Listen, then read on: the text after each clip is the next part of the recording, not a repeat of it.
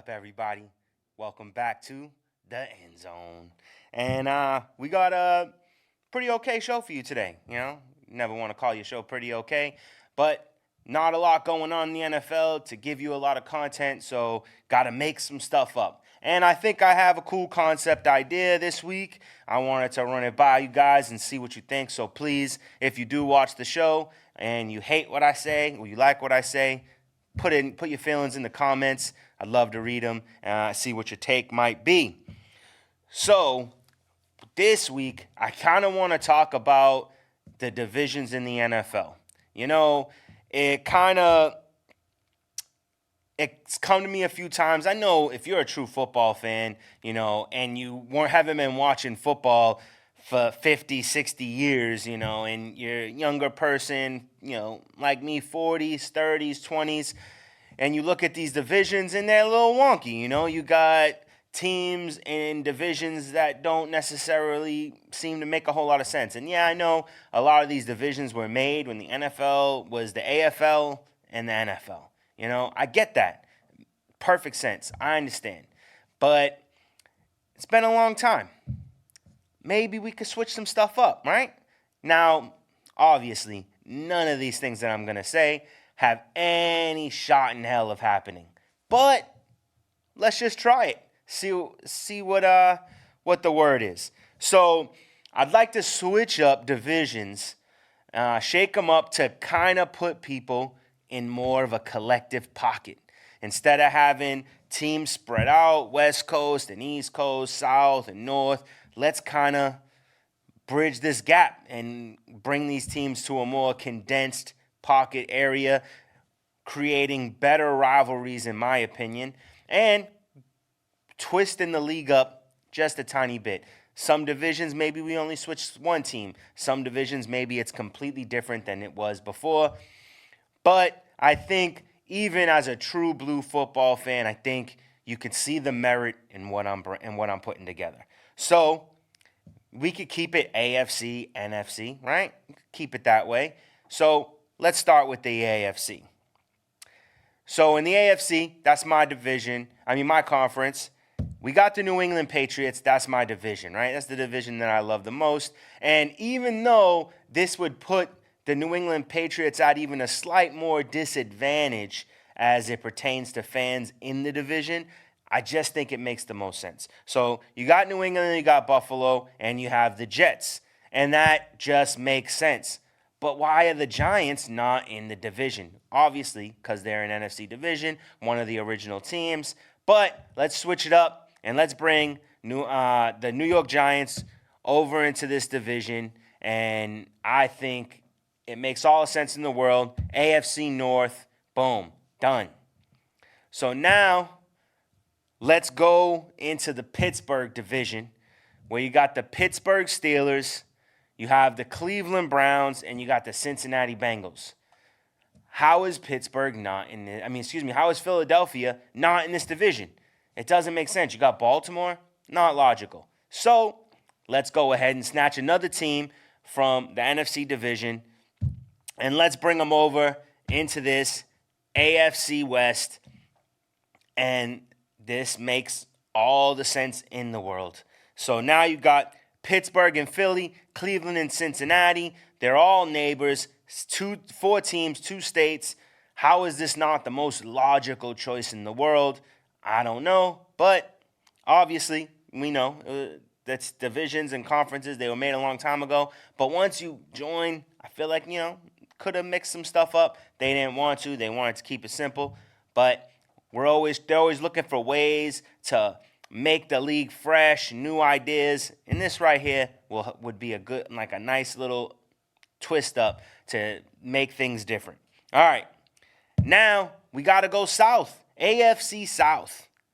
We got Jacksonville and Miami, Tampa Bay and Atlanta.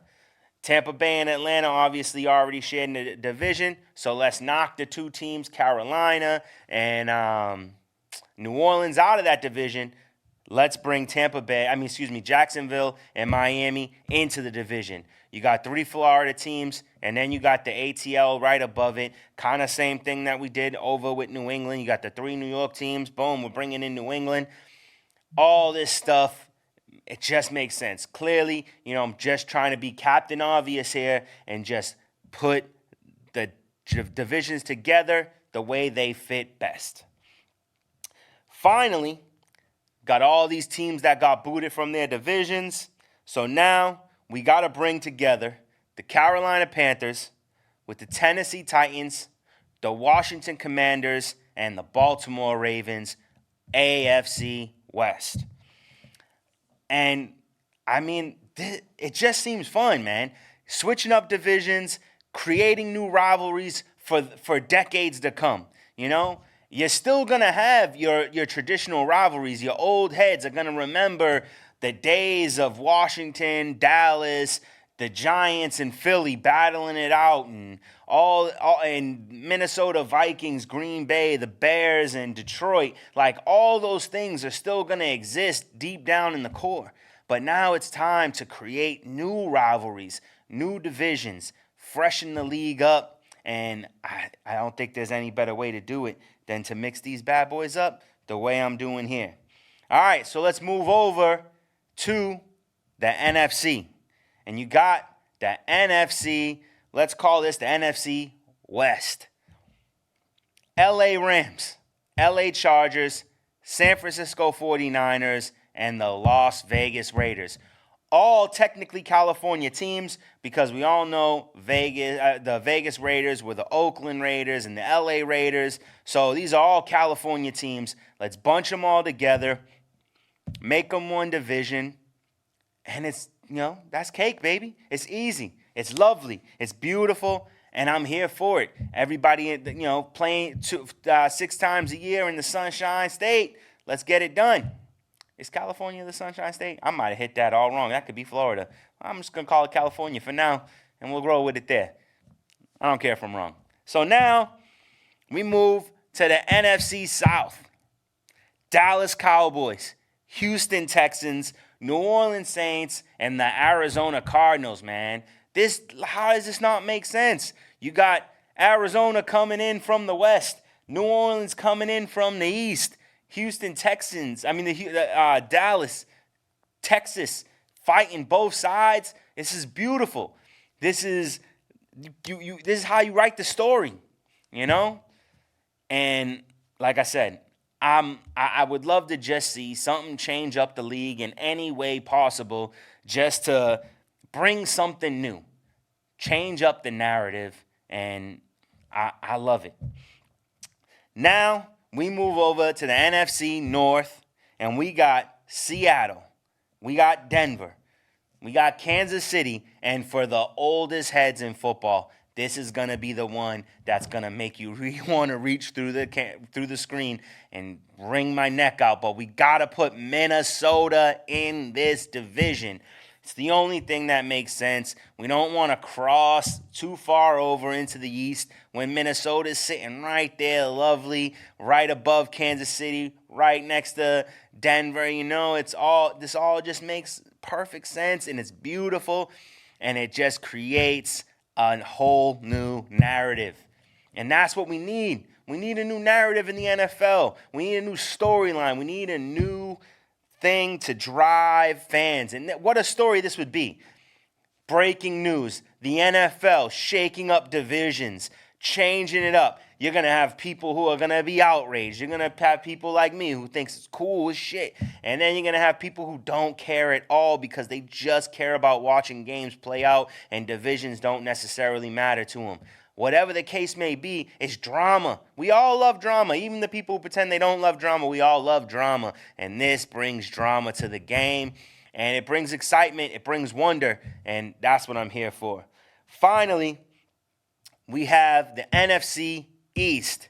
Green Bay, Detroit, Chicago, and you guessed it, Indianapolis. So you bring in Indianapolis, you take out Minnesota, and now even though that division was bunched up, I had to make a move because the only other option was to have Minnesota and that that Seattle, Kansas City, but then you got to put Indy with Carolina, and Indy and Carolina, and with Tennessee and Baltimore. That does make sense, but Washington just makes more sense, and Minnesota makes more sense in the NFC North. And now, so you got to put Indy in that NFC East division. And I just think that this is a lot of fun. And I think, like I said, it creates a new narrative in the NFL. It develops all new rivalries, divisional rivalries, to just bring on a whole new generation of fans and create a whole new generation of back and forth, and I love that. I love that type of stuff. I love to shake things up, and, I do love tradition. Don't get me wrong. I don't believe something like this is going to ever happen. I don't think it's something that should be pushed for or demanded or anything like that. I think it's just a cool concept, and if the NFL were to shake it up, I'd be one of those people who'd be here for it. I'd be excited to see it happen and excited to see the new traditions of rivalry that come from it. Because at the end of the day, you could hate anything you want, but once you're playing a different team two weeks out of the year and you lose to them twice, or you beat them once and they beat you once, and then you meet in the playoffs and whatever the case may be, all that stuff, it's going to create those rivalries. You got all these young players coming in who, they understand that there's divisions and they understand that there's rivalries, but, how much do they care about it, And now you're creating something of their generation, something that they can call theirs. And these young kids who are coming up watching the games, and they were there for the change in divisions and all this other stuff, like, it's going to build a whole new generation of fans and rivalries and entertainment and all that stuff. And the sport needs it. It always needs fresh stuff. The day of technology, we're always looking for something new, and I think this is the something new that could really make a spark in the league. But I'm not the commissioner. I'm not an owner, so I can't make this stuff happen, but I do think it would be exceptionally cool if it did. So with that being said, it's not the only change I have. One thing more than the awkwardness of the divisions is I don't know what to call it, the mediocrity of playoff contention, right? In the NFL, it's always bothered me that you could be a team with a losing record and make the playoffs, and there could be a team with a winning record that doesn't make the playoffs. And to me, that doesn't make a lick of sense. So what is it, like 12 teams? Let me see. 4, 5, 6, 7. I think 7 teams. So 14. I think 13 or 14 teams make the playoffs, right? And so, 14 teams make the playoffs, right? But what's never made any sense to me is that you can have one of these slump teams making the playoffs. And the way I think it should be, and what makes the most sense, is we still want the number one seed in each conference, right? So the number one team in the league in each conference, they get that first round bye the way they just started doing this past year. First round bye for the number one team in each conference. Okay, that's fair. That makes sense. But let's forget all this number one team in the division wins the division and makes the playoffs. That is a stupid idea that needs to be voided out right away and never brought back ever again, because it's not logical. There are times when losing records or records that are not as good. There was a time, if you remember, when Brady went down for the season, first game. Matt Castle comes in, drops an 11-5 record, and they don't make the playoffs. First time in NFL history, an 11-5 team didn't make the playoffs. And why didn't they make the playoffs? Because of some lower-rated team in a division got in. And that's stupid. I don't care what you say. I don't care nothing about no tradition or nothing. A team with a lesser record making the playoffs over a team with a better record is just stupid. I don't care if the top 4 records in the NFL are all in the same division. Those 4 teams need to be in the playoffs. I don't care if 2 whole divisions don't have a team in the playoffs. Play better. You should not be the best teams in the league are the only teams that should ever make the playoffs. And if it just so happens that one team from each conference has a record good enough to make the playoffs, then that's awesome. That's incredible. But other than that, I don't care. The top 7, well, 6, but 7, the top 7 records in each conference, the top 14 records in the NFL are the only teams that should make the playoffs. The only exception where a team with a lesser record makes the playoffs with a lesser record makes the playoffs is by conference. So, yeah, you might have a 10-6 team, 10-7 now because we got 18. You get a 10-7 team making it over an 11-6 team, but that team's in the NFC. This is the AFC. Okay, that makes sense because you got to have an equal amount of teams from each conference. So I can get behind. But to have it so that a team with a losing record or a lesser record makes the playoffs, that don't sit right with me. It's never sat right with me my entire life of knowing playoffs and records and all that stuff. It never made sense to me you can make the playoffs and have a record not as good as somebody else making the playoffs. That should come to an end now. For this year, this season, owners should get together and vote it that you have to have the top 7 record to make it into the playoffs from here on out. That way, the best teams, the teams that won the most games, are the only teams in the playoffs. So you wanna do right by your division and make the playoffs, win more games.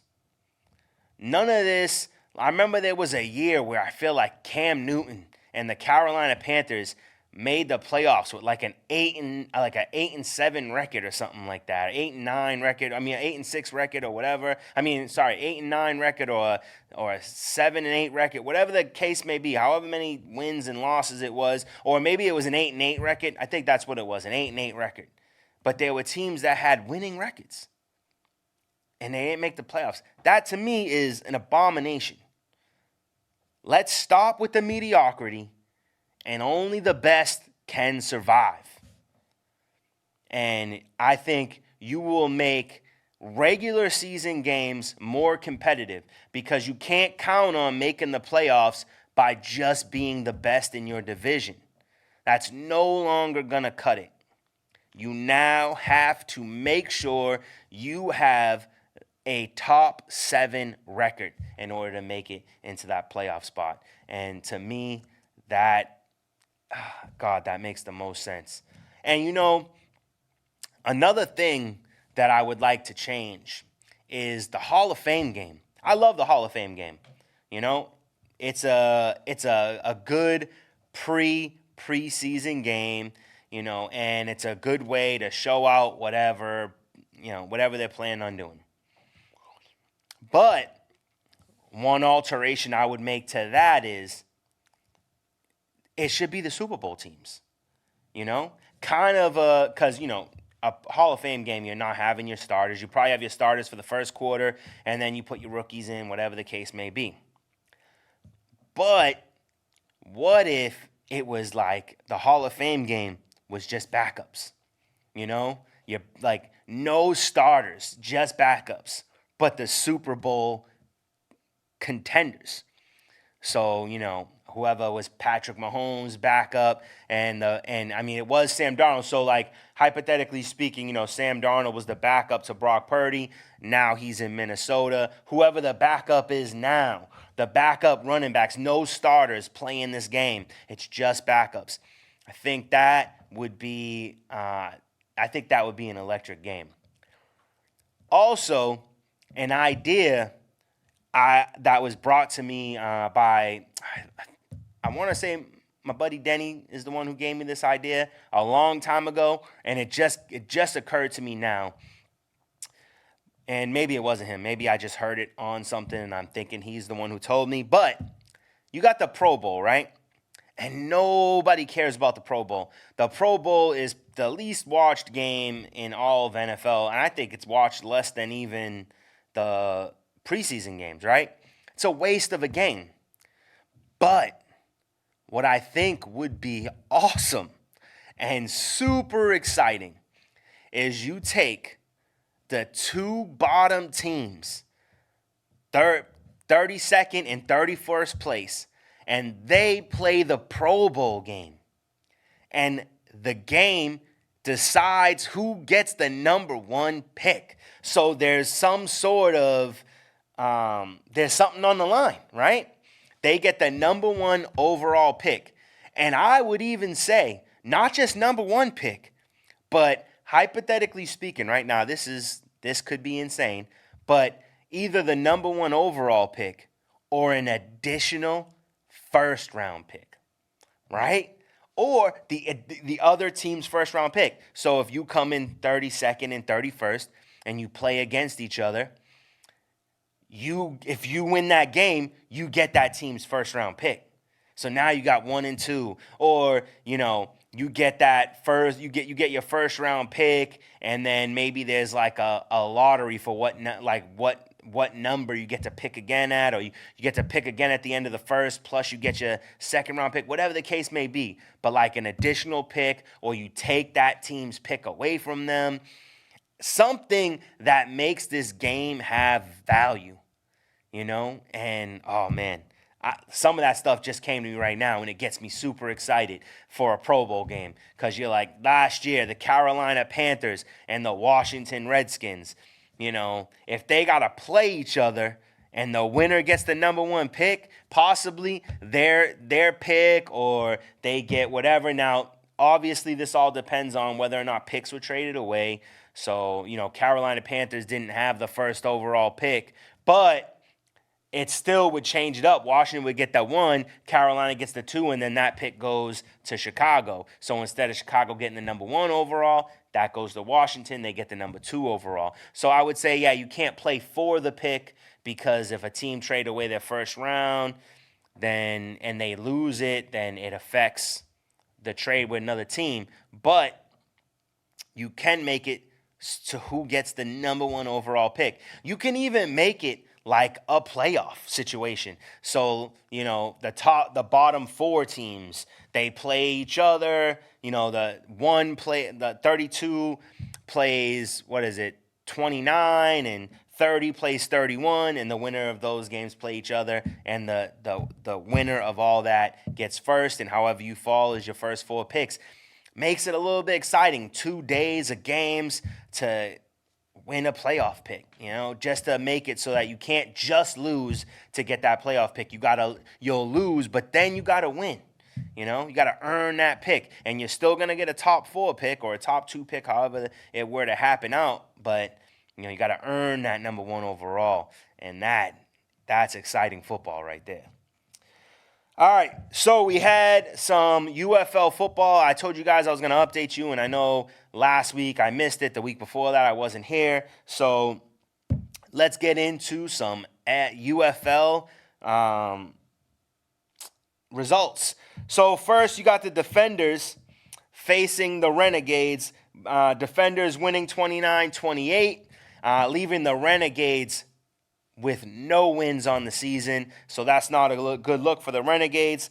The undefeated Stallions remain undefeated against the Showboats.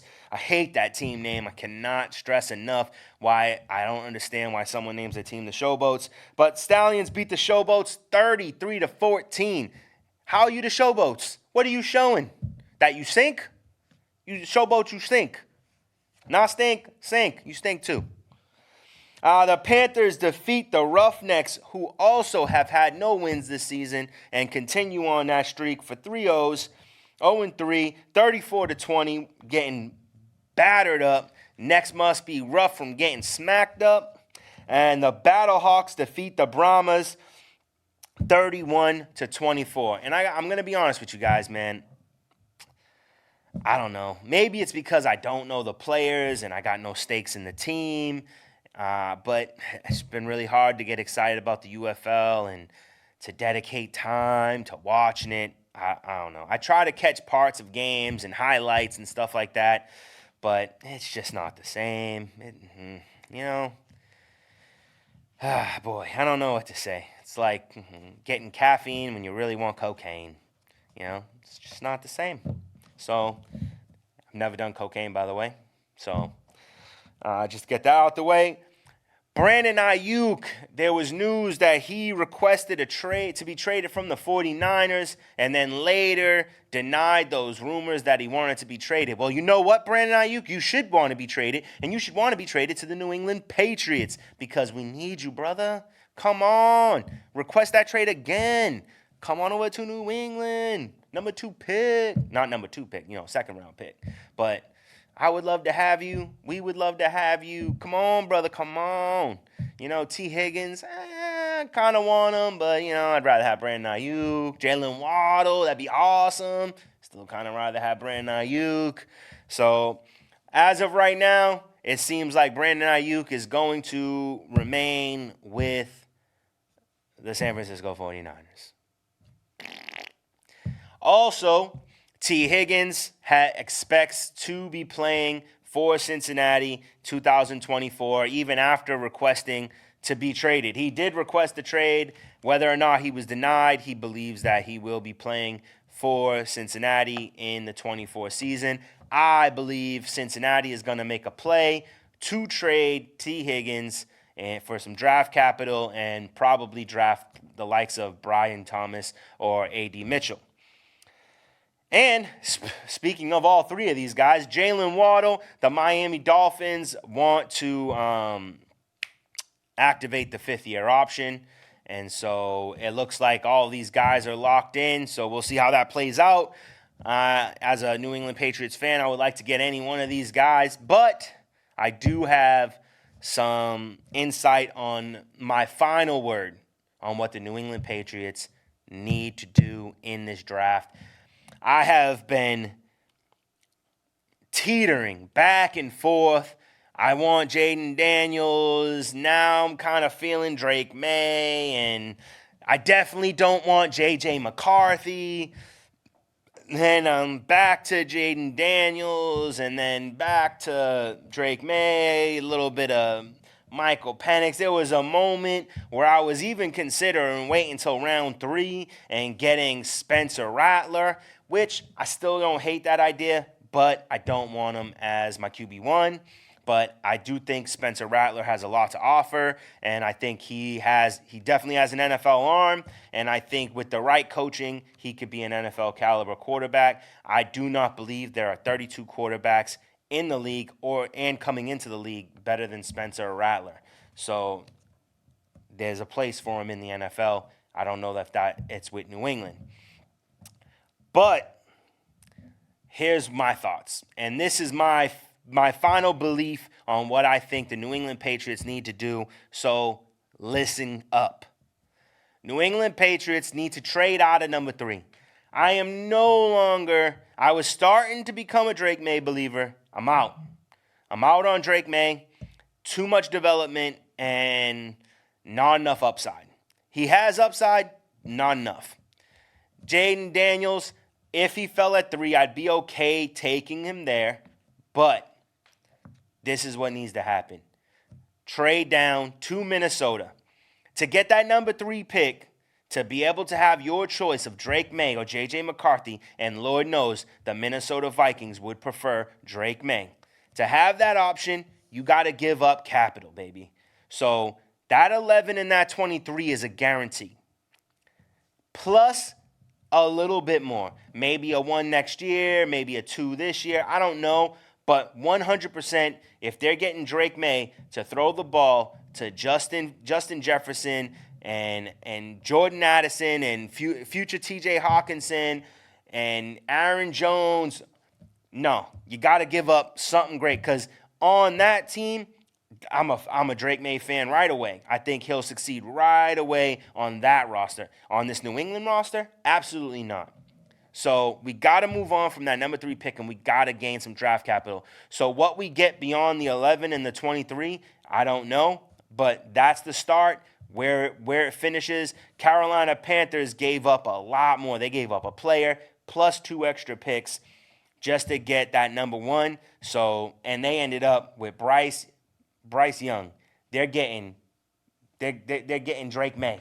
Drake May far better than Bryce Young. So, yeah, they're gonna give up the bag to get him. But that number 11 and that number 23 come first, right? So now what do we do there? At number 11, I think we need to trade up a couple spots, 3 spots, to that Atlanta number 8 spot in order to draft Rome Odunze. So once again, I'm doing my research and I'm listening to all the hype and all the down and whatever the case may be. There's no way we're going to trade up to get Marvin Harrison Jr. We have to give up exactly what we got, half of what we got to get there. It's not necessary. Malik Neighbors, I would love it. And if somehow these two switched in spots, then I would be okay with it. But I kind of want Odunze for the purposes of the quarterback, obviously Michael Penix. So we got to get Rome Odunze, trade that 11 plus a 4 or a 5, whatever, to move up to the number 8 spot. 3 spots. You don't have to give up much to get there. And we can draft Rome Odunze. Atlanta will still be able to get the likes of a Dallas Turner there. The same player they were going to get, they'll still be able to get. So they're really only they're only giving us the ability to get what we want, and they get an extra draft pick out of it. So they're not going to lose anything. It seems like easy money in the bank for Atlanta to make that trade. Then down to the 23 pick, Michael Penix Jr. And I've been up and down on Michael Penix Jr. Before the season was over, I was on the Michael Penix train. For me, it was Jaden Daniels, Michael Penix, and that's it. I knew there was no chance at Caleb Williams once we won more than one game. So in my mind, I knew that Jaden Daniels was in line for us to get, or Michael Penix. So in my head, that was what it was.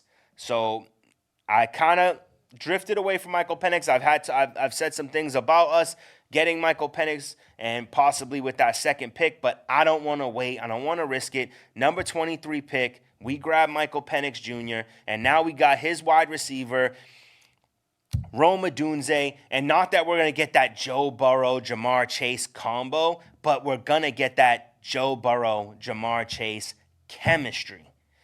They have that chemistry. We get that in this pick, in these 2 picks. We put them back together, and now you have Rome Odunze, Michael Penix Jr., Kendrick Bourne, got that nice backfield with Ramondre Stevenson and Antonio Gibson.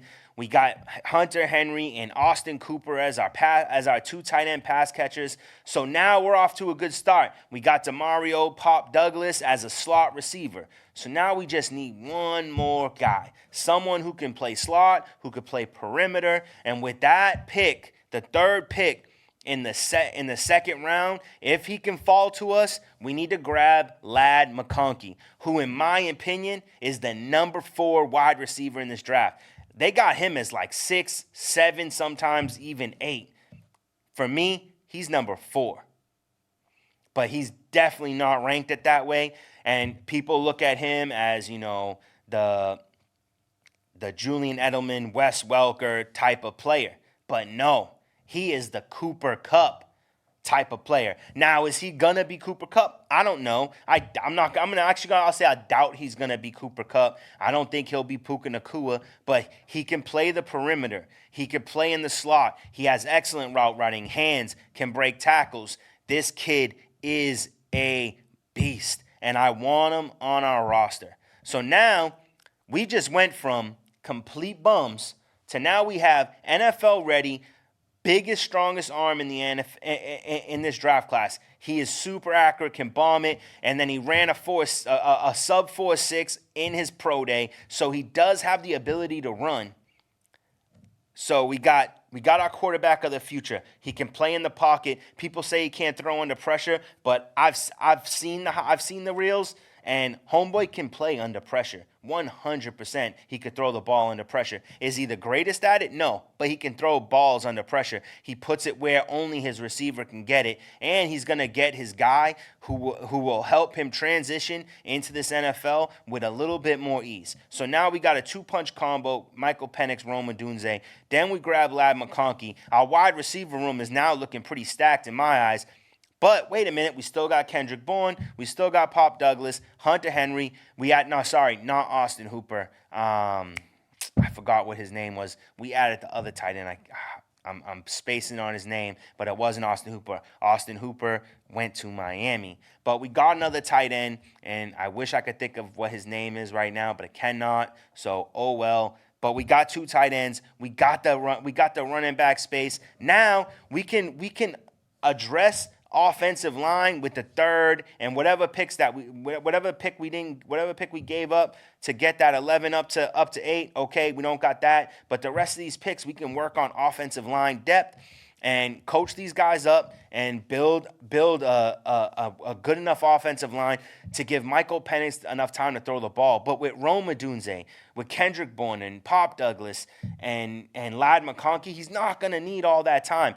Antonio Gibson out of the backfield on pass plays, like he's not going to need a ton of time. These playmakers will give him the ability to get the ball out fast. And, man, can he throw that ball. And a lot of, there's the problems with the saying he can't throw over the middle. Well, I believe that's a little bit over-exaggerated, but that's something that's trainable. It's a problem that can be fixed.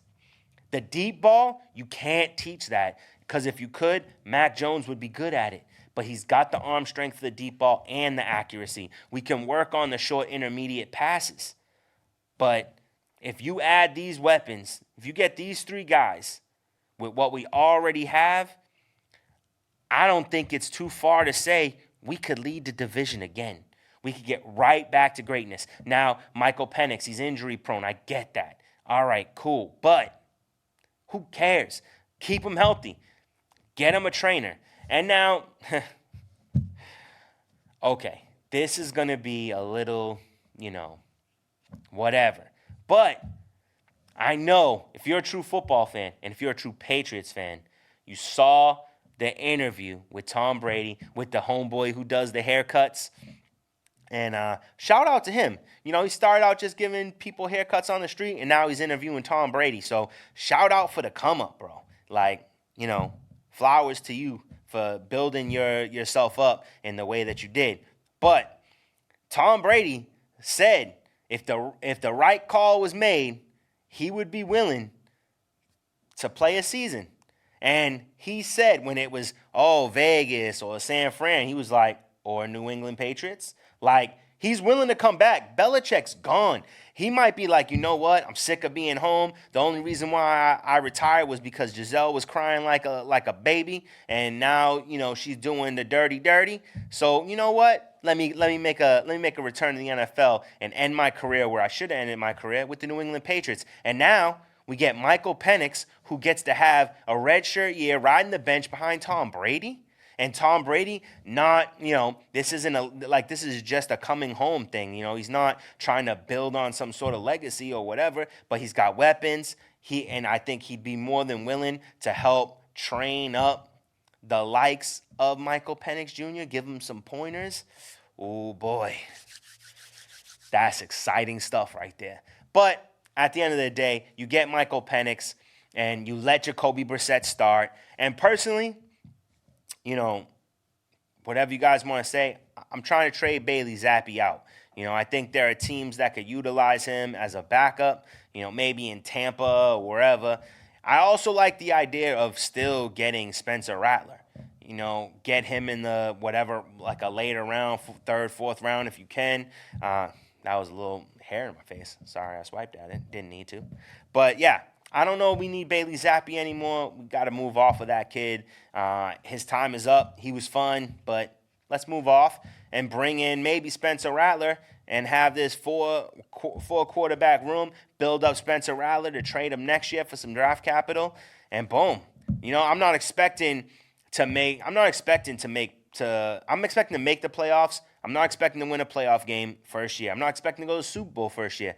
I'm talking about 2025, 26, 27, 28.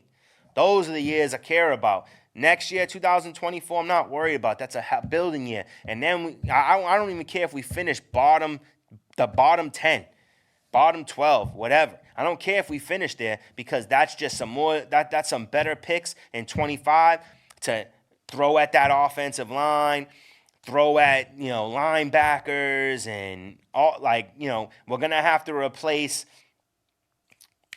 wow, I am losing names. Our edge rusher. He got hurt last year. We might need to replace him. We might need a corner, to go opposite of Christian Gonzalez. We need players. So I think this would be a great rebuild year. Get ourselves a quarterback, get 2 wide receivers, and then worry about everything else next year. So that is my plan for the Patriots. I think that would be quite awesome. So unfortunately, I didn't have much else planned for today, but what I do know is I left off last week, hadn't made it all the way through the list. I got you guys, what was it, 2, 4, 6, I got you 8 rounds. So let's finish these last couple rounds. I know I gave you guys some defenses and some kickers to look at.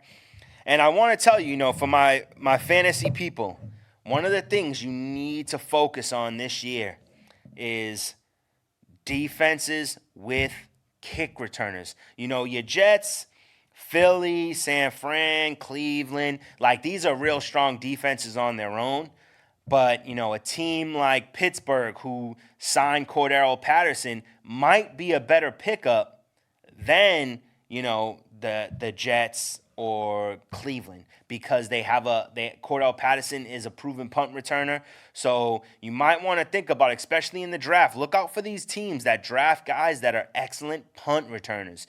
Keon Coleman was a really good punt returner. So whatever team he gets drafted to, they might use him in that area. So look out for teams and who's going to be their punt returner, because if they are punt returners who excel, those are going to be defenses you're going to want to have, especially if you change. I know right now special teams get your points for touchdowns. I know in my league I'm going to give the defense special teams the points for the touchdown, and I'm going to add 1 point for every 25 yards. So that way, if a guy returns a touchdown for 100 yards, that's a 10-pointer right there. So it's going to be a lot of scoring for defenses with this new kicking rule that they've changed. So be wary of that and make sure you're paying attention to what team's going to have the best kick returns, because sometimes you might have a bad defense that's actually a better defense because they've got a kick returner who's returning a kick, a few times a season, 5, 6 touchdowns, that's a lot. So, what round are we in? 2, 4, 6, 8. Round 9. But we're not really doing rounds, but we're counting them as rounds. I'm gonna start off the 9 with DeAndre Hopkins. With the addition of Calvin Ridley, it's gonna open him up in the passing game a little bit more.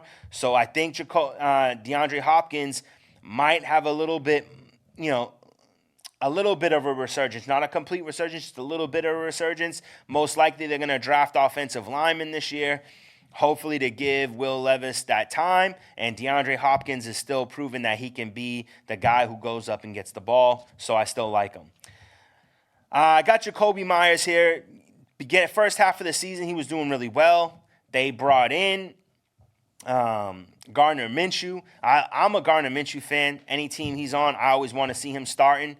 So he's going to be there. Are they going to go after a quarterback? Will they get Bo Nix this year? Will they trade up and get J.J. McCarthy? Either way, I think Jacoby Myers will have a good season this year with better quarterback play than he's had. I got JSN coming in next. He didn't have enough play last year. I think there's a possibility that he's going to jump Tyler Lockett. Tyler Lockett's getting a little long in the tooth. Maybe there's a possibility that I know they gave him a contract, but maybe they trade him. I'm not really sure, but they did lose one of their tight ends, so they can run that 3 wide receiver 3 wide receiver set, and maybe JSN gets a little more. But I put Tyler Lockett right under him because I think these guys, it's going to be one or the other. And so it's kind of hard to tell. That's why I got him a little later in the draft as well. Tyler Lockett seems to always perform. So it's kind of hard to pick JSN, but I think JSN is going to move up on the depth chart. So I got Rashee Rice here. Rashee Rice has been a round 3, round 4 pick in a lot of mock drafts, but with the legal troubles he's going through right now and the fact that he could be looking at anywhere from 3 to 8 game suspension, that is not something that I've already heard. It's just something I'm assuming. He is guilty. He did flee the scene. The NFL is going to have to punish him, and any league activities he's going to be participating virtually as of right now, which I just read before doing this show. So he drops, and to be honest with you, I might even drop him lower than this in the not down to the 9th spot. I mean, not 9th round. I might have to drop him even lower because if he ends up missing half of a season, you don't want to waste a single-digit draft pick on a guy like him. Then I got Kirk Cousins coming in. This is going to be a good year for Kirk Cousins. I think it will be a slight step back from what you saw in Minnesota, but not so far back that he will not be a top 12 quarterback. After that, I got Brock Purdy. Who knows if Brock Purdy is going to keep his arguably his best weapon in Brandon Ayuk. Will Brandon Ayuk get traded, even with the talks that he said that he didn't ask for a trade? Will teams have figured out Brock Purdy, or will he continue to show everybody that he's him? I don't know, but got to put him down here after Kirk Cousins because they're kind of same type of guy. Then I got David Njoku. Not a pick I'm super confident in. David Njoku every year is supposed to be the year. Last year, he was kind of up and down. Towards the end of the season, it got a little better. So maybe he'll be on. But it's Deshaun Watson. It's not Joe Flacco. So how will that play out? Then I got Josh Downs. Josh Downs is a guy I would like to rank higher based on the beginning of the season, but then he got hurt, and then his production went down. Anthony Richardson, unpredictable what he will be and who his favorite targets will be. The possibility that they might end up drafting Brock Bowers comes into play as well. So until that all plays out, it's kind of hard to judge what he'll be, so I got to put him down here. After that, I got Romeo Doubs and Zach Moss. Zach Moss going to Cincinnati. Will he get the starting job, or will he be behind Chase? Not really sure yet, but if he's the same running back he was last year, he could be the starting guy and he could put up points for you.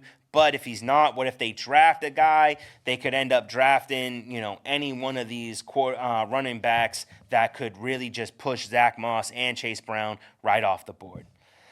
And then finally in this round, you got Jared Goff, a guy who I love, and I think that there's a possibility that in this draft, probably in the 2nd round, Detroit could add another weapon to make this team even more dangerous, but they still have Sam Laporta. They still have my guy, Amon-Ra St. Brown. You're going to have Jameis Williams, who's going to be full go by the start of the season, and he was looking real sharp towards the end of the year. So if we have a fully healthy James Williams, what will that look like? Going into this next round, I got a lot of quarterbacks going. We got Tua Tagovailoa. Tua is always going to be a number 2 running back on your roster, in my opinion. Having him as your number 1 guy is never reliable.